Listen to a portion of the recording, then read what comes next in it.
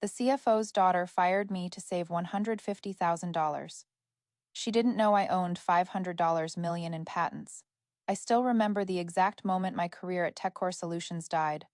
Not because I failed, not because I wasn't good enough, but because Sloane Whitaker walked into that conference room like she owned the world. She did. In a way, her father was Richard Whitaker, our chief financial officer. That made her untouchable. That made her dangerous. It was a Tuesday morning. I had just finished my coffee when Sloane burst through the door. No knock, no warning, just her designer heels clicking against the marble floor, like gunshots, Elena Carter. Her voice was cold, rehearsed. I looked up from my laptop. Yes, she didn't sit down, didn't shake my hand, just pulled a single sheet of paper from her leather portfolio and slid it across the conference table. Your employment is terminated. Effective immediately. The words hit me like a physical blow. I picked up the letter with trembling hands. My name, today's date, the company seal, all official, all real. What? Why?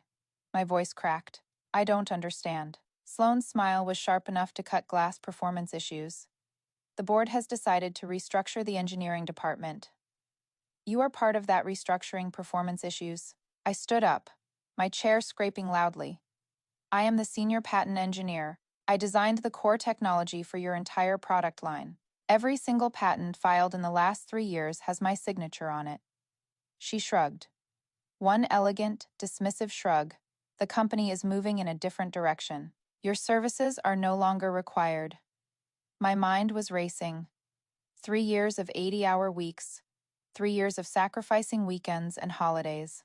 3 years of building something revolutionary from scratch. And this was how it ended. Then it hit me. The timing. Wait. I grabbed my phone, checking the date. My equity vests in 72 hours. This Friday. Sloane's expression didn't change, but I saw something flicker in her eyes. Satisfaction. She knew exactly what she was doing. That is correct, she said smoothly. Unfortunately, terminated employees forfeit any unvested equity. Company policy $150,000. Gone 3 years of deferred compensation. Vanished with the stroke of a pen. I felt sick. This wasn't about performance. This wasn't about restructuring. This was about money. They were cutting me loose 3 days before I could claim what I had earned. This is illegal, I said, my voice shaking with rage. You cannot just fire someone to avoid paying their equity. We can fire anyone for any reason. Sloane picked up her portfolio, already turning toward the door. California is an at-will employment state. I suggest you review your contract. Security will escort you out. You have 30 minutes to clear your desk. She walked out without looking back. I stood there, alone in that massive conference room, staring at the termination letter. My hands were shaking so hard the paper rustled. But then I remembered something. Something Sloane didn't know. Something her father didn't know. Something buried deep in the employment contract I had negotiated 3 years ago, when TechCore was just a startup desperately needing someone with my expertise, a clause. A very specific, very unusual clause. My lawyer had insisted on it. I had thought it was overkill at the time. Standard intellectual property agreements say anything you create while employed belongs to the company. But my lawyer had fought for something different. If you are terminated before your equity fully vests, all patents revert to you as the original inventor. It was a protection mechanism, a safety net in case the company tried exactly what Sloane just did. I pulled out my phone and called my lawyer. David, it is Elena. I need you to pull my employment contract. Now. 20 minutes later, I walked out of TechCore Solutions with a cardboard box containing 3 years of my life. Security watched me like I was a criminal. But I was smiling, because Sloane Whitaker had just made the biggest mistake of her privileged life. She thought she was saving the company $150,000. What she actually did was hand me complete ownership of every patent that made TechCore's technology work. The core algorithms, the processing systems, the user interface innovations, everything, and I was about to teach her a very expensive lesson about reading the fine print. People always ask me how Nexus Robotics became worth $500 million. The truth, blood, sweat, and patents. Mostly my patents. 7 years ago, Nexus was nothing. 15 people crammed into a converted warehouse in San Jose. The air conditioning barely worked. The coffee machine was old. We had one prototype, limited funding, and a dream that seemed impossible. I was employee number 7, fresh out of MIT with a doctorate in robotics and artificial intelligence. Richard Whitaker was employee number 3, brought in as CFO when we secured our series of funding. Back then, Richard was different. He wore jeans to work. He brought donuts every Friday. He actually knew everyone's name, remembered their birthdays, asked about their kids. He was the guy who stayed late helping us debug code even though he was supposed to be managing spreadsheets. Elena, you are going to change the world, he told me during my first week. I can see it. You have got something special. I believed him. More importantly, I worked like my life depended on it. The first breakthrough came 6 months in. I developed an autonomous navigation system that could adapt to unpredictable environments in real time. Previous systems needed extensive mapping and constant human oversight. Mine learned on the fly, adjusted to obstacles, predicted optimal paths based on probability matrices I had designed from scratch. We filed the patent. It became the foundation of everything Nexus would build. Then came predictive maintenance. Industrial robots break down. It is inevitable, but what if we could predict failures before they happened? I created algorithms that analyzed performance patterns, identified microscopic degradations in components, and scheduled maintenance before catastrophic failures occurred. Our clients saved millions. Downtime dropped by 60%. Orders exploded. Patent number 2. Filed. Approved. The third major innovation was the human-machine interface. Robots are powerful, but they are useless if people cannot operate them efficiently. I designed an intuitive control system that used natural language processing and gesture recognition. Anyone could learn it in hours instead of weeks. Patent number 3, the one that made us unstoppable. Within 3 years, we had moved from that cramped warehouse to a gleaming office complex in Mountain View. Our team grew from 15 to 200. Venture capital firms fought to invest.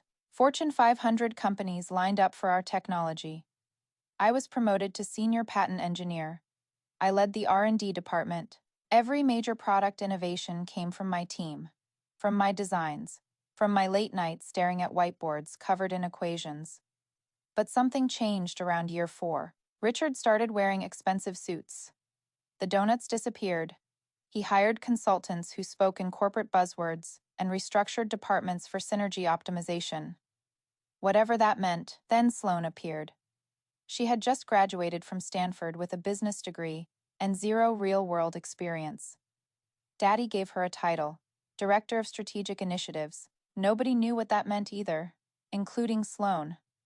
Her first week, she called a meeting with the engineering team. We need to leverage our core competencies to maximize stakeholder value, she announced, clicking through a PowerPoint presentation that said absolutely nothing. One of my engineers raised his hand. What does that actually mean? Sloane smiled. The same cold smile she would give me years later in that conference room. It means we need to think outside the box to create synergistic paradigm shifts. More buzzwords. 0 substance. I tried to ignore her. I focused on my work. We launched 3 new product lines that year. I filed 8 more patents. Revenue tripled. But I noticed things shifting.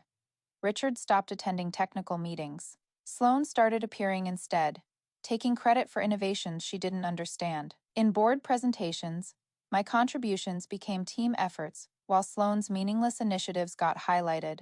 During one quarterly review, I presented our latest breakthrough in machine learning integration. I had spent 4 months developing it. It was revolutionary. Sloane interrupted me halfway through. This aligns perfectly with my strategic vision for vertical integration, she announced to the board. Her strategic vision, she had never even seen the project until that morning. I looked at Richard. He nodded approvingly at his daughter. He didn't correct her, didn't acknowledge that she had just stolen credit for my work. That is when I realized I was becoming invisible, the technical genius behind a $500 million company, and I was being erased by a woman whose greatest skill was recycling business school jargon. Year 5, I asked for a seat on the board. I had earned it. I had built the intellectual property that made Nexus valuable. Richard said no. You are invaluable in your current role, Elena. We need you focused on innovation, not corporate governance. Stay in your lane, keep creating. Let us take the glory. Year 6. Sloane was promoted to Vice President of Innovation. My title stayed the same. She started making technical decisions without consulting me. Bad decisions, expensive decisions. I would spend weeks fixing problems she had created with her ignorance. But Richard protected her. Always, I should have seen it coming. I should have known that in corporate America, pedigree beats competence. Connections beat contributions. A last name beats a resume. But I was naive. I thought my work spoke for itself. I thought patents and products and profits would be enough. I was wrong. By year 7, I was exhausted, burned out from carrying a company that treated me like replaceable parts.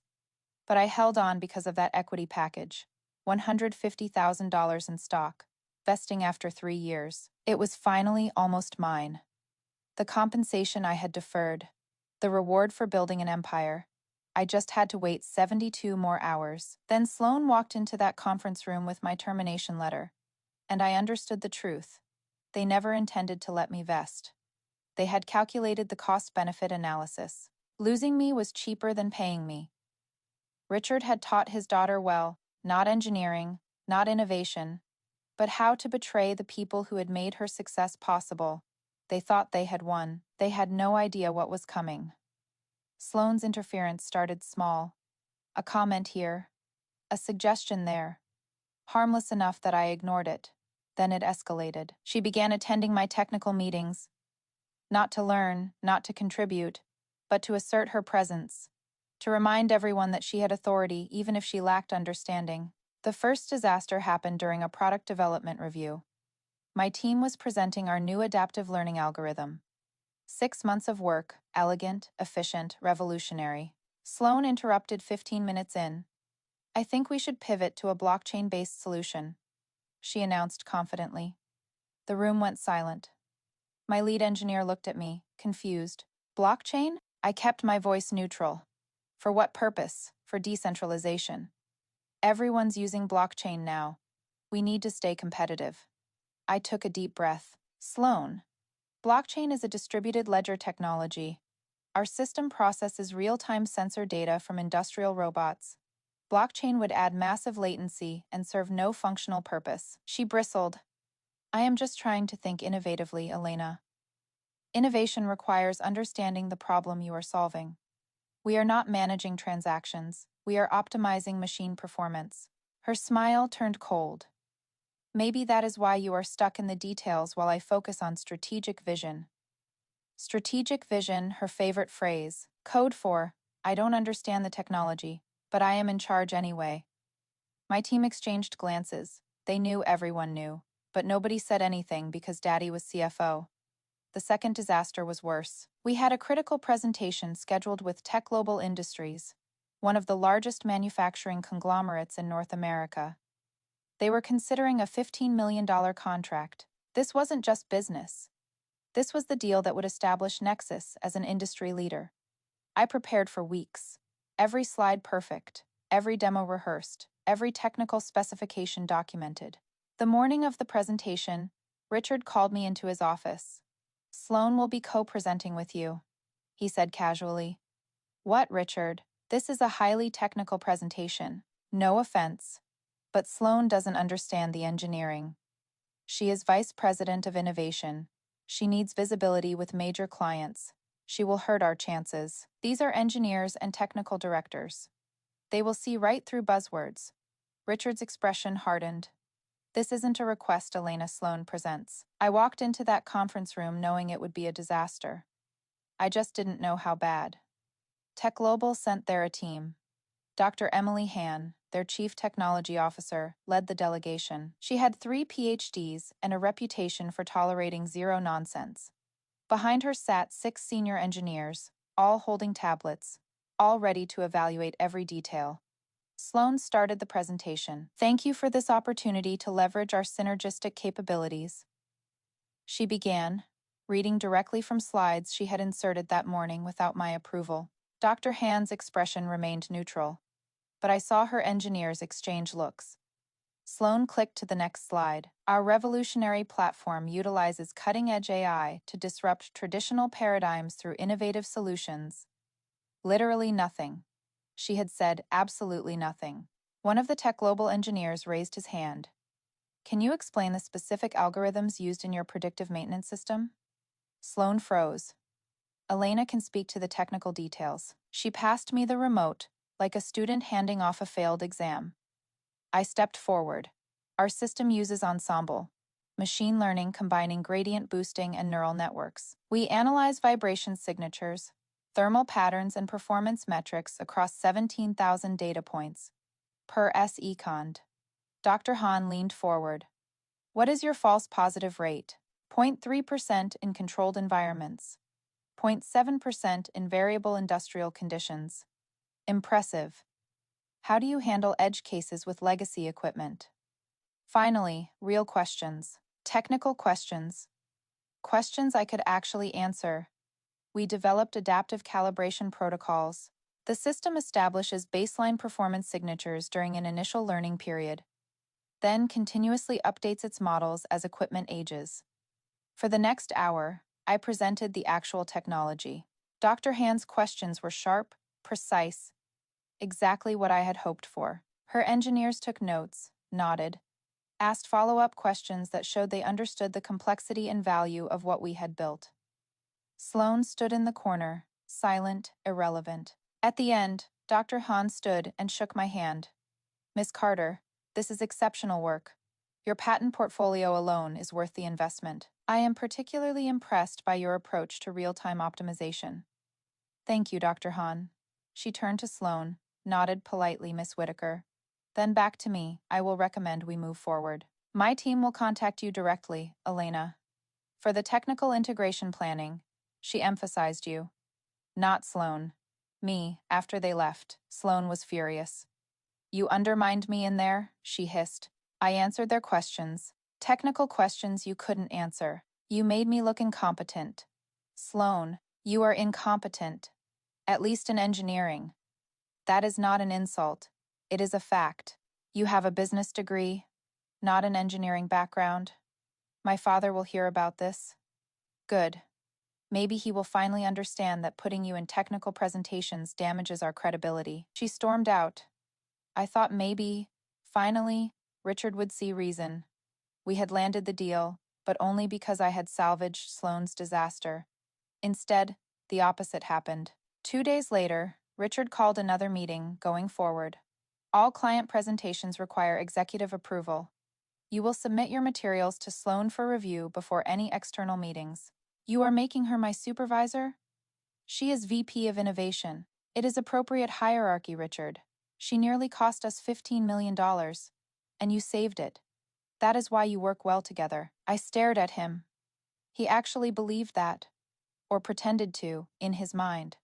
Sloane's failure was somehow proof that she needed more power, not less. That is when I realized the truth. Richard wasn't oblivious to his daughter's incompetence. He knew.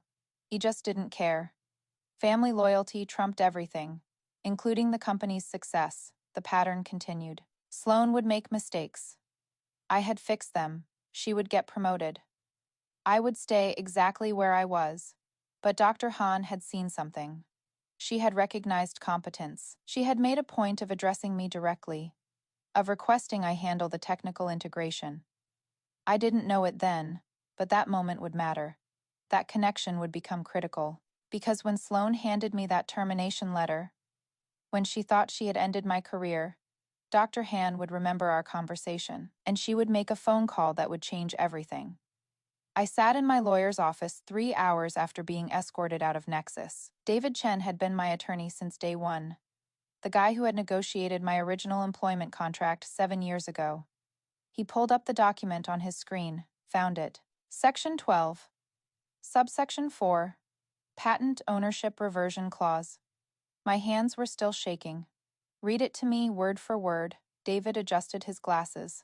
In the event of involuntary termination prior to full equity vesting, all patents and intellectual property created by employee during employment shall immediately revert to employee as original inventor and owner. I closed my eyes. There it was. My insurance policy. The clause David had fought for when I was just another engineer desperate for a job. Are you absolutely certain this is enforceable? I asked. Elena, I wrote this clause specifically to protect you. Nexus signed it. Their legal team reviewed it.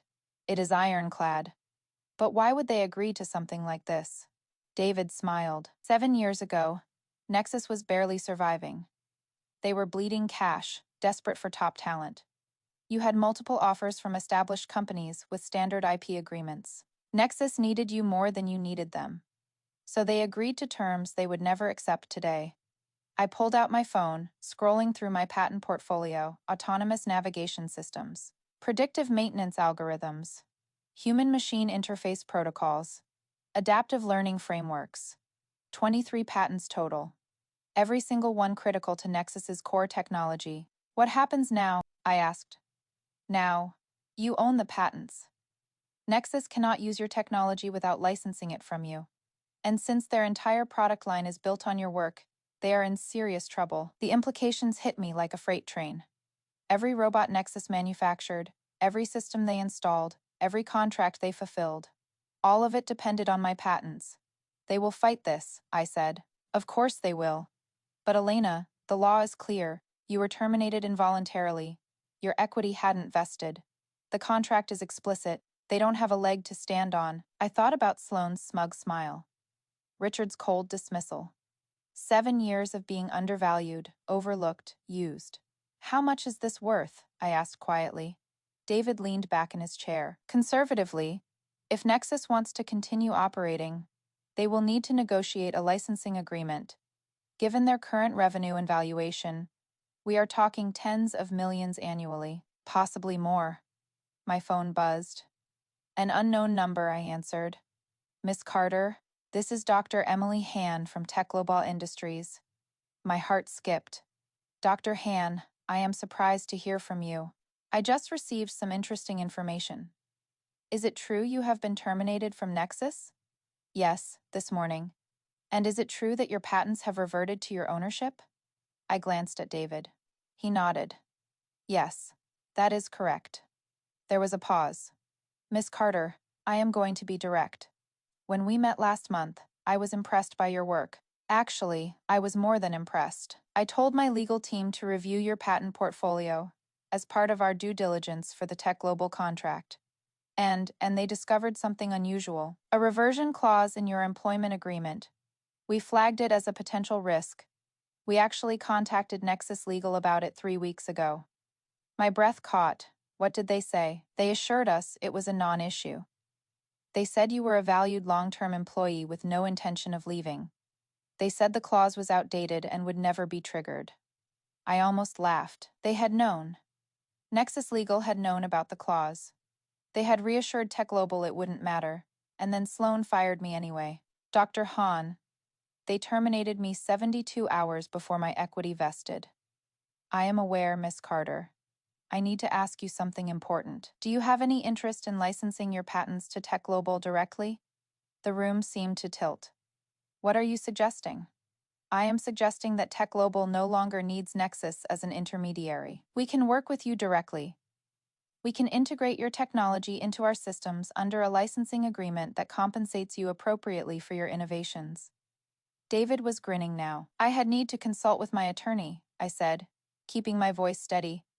Of course. Have your attorney contact our legal department.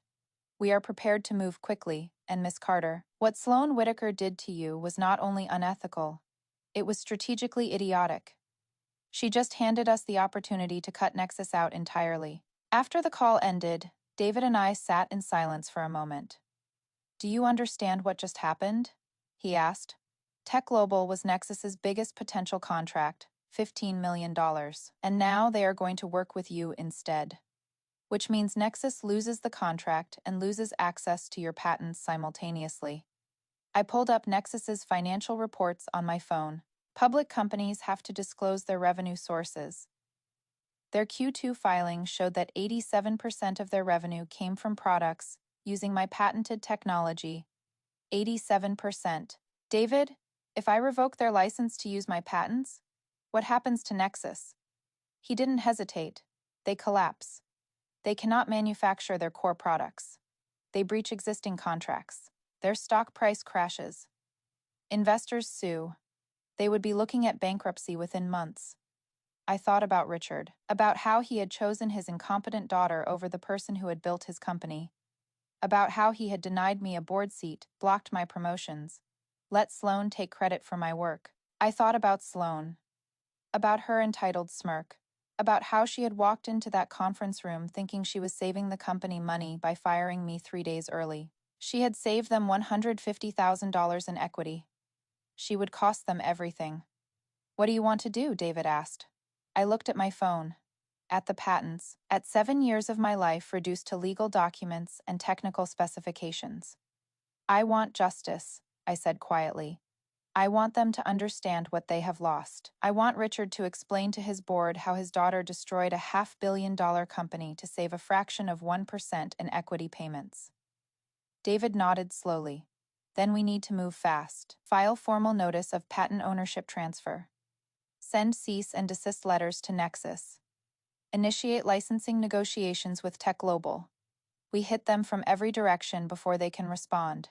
"How long do we have?" "Nexus's legal team will figure this out eventually. Maybe a week if they are slow. Maybe days if they are competent. We need to establish your position before they can mount a defense." My phone buzzed again. A text from an unknown number. Heard what happened. Sloane always was an idiot. "You have got friends at Nexus who know you got screwed. Let me know if you need anything." It was from Marcus, one of the senior engineers. Then another text and another. 5 people from my old team, all offering support. They knew. Word was spreading fast. I looked at David. "Let's do it. File everything. Send the letters. I want this done before Nexus knows what hit them." He pulled up his computer. "Elena, you realize this is going to get ugly. They will fight. They will try to claim the contract is invalid. They will argue you breached some obligation. Richard will use every resource he has. I know. And you are prepared for that?" I thought about Sloane's face when she had handed me that termination letter. The satisfaction in her eyes. The certainty that she had won. "I am prepared," I said. "They taught me something valuable in my 7 years at Nexus." "What is that?" "How to build something worth destroying them with." David started typing. "Then let's go to war." The hardest part was staying calm. When security escorted me to my desk, I kept my face blank. No tears, no anger, just efficient movements as I packed my belongings into that cardboard box. Sloane watched from her office window. I could feel her eyes on me, savoring her victory. I made a show of grabbing a USB drive from my drawer. Empty, but she didn't know that. I slipped it into my pocket slowly. Obviously, let her think I was stealing company data. Let her feel that small rush of catching me doing something wrong. The drive contained nothing. Every patent, every document, every piece of critical information was already safely stored in encrypted cloud servers I had set up months ago. Not because I had planned for this exact scenario, but because I had learned to protect my work. Security walked me to the parking lot. I drove home in silence, my hands steady on the wheel. Only when I locked my apartment door behind me did I allow myself to breathe. I opened my laptop and logged into my secure system. 71 hours until my equity would have vested. 71 hours until the patent transfer clause activated automatically. I pulled up my patent portfolio, 23 patents, all filed with me as primary inventor. I uploaded copies to 3 separate encrypted cloud storage systems. Redundancy. If Nexus tried to claim I had destroyed evidence, I had time-stamped backups proving everything. Then I drafted the email. Subject line: regarding patent licensing opportunity. Recipient: Dr. Emily Han at Tech Global Industries. Body: professional, direct, outlining my new status as independent patent holder and my interest in direct licensing negotiations. I set it to send automatically in 72 hours. The moment my termination triggered the reversion clause, Tech Global would know I was available. More importantly, they would know Nexus had lost control of the technology they had been negotiating for. I leaned back in my chair, staring at the countdown timer on my screen. Sloane thought she had won. She had no idea she had just activated a bomb that would destroy everything her father had built. And I was going to make sure the explosion was spectacular. 48 hours after my termination, my phone rang. Unknown number. But the area code was Silicon Valley. I answered. Miss Carter, this is Lauren McKay, General Counsel at Tech Global Industries. We need to speak urgently about your employment status at Nexus. I sat up straighter. I am listening. Our due diligence team has been monitoring the situation. We understand you were terminated and that your equity has not vested. Is this correct? Yes. There was a pause. I heard papers shuffling, Miss Carter. We need absolute clarity here. Does your termination trigger the patent reversion clause in your employment contract? It does. In approximately 46 hours, all 23 patents I created will automatically transfer to my ownership. And there is no way to stop this transfer.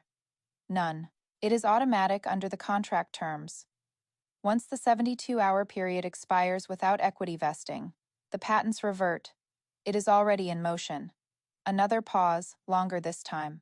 Miss Carter, I am going to be direct. Our $15 million deal with Nexus is based almost entirely on access to your patented technology. If those patents transfer to you, Nexus cannot fulfill the contract terms. That is correct. Can you hold for one moment? The line went silent. I waited, my heart pounding.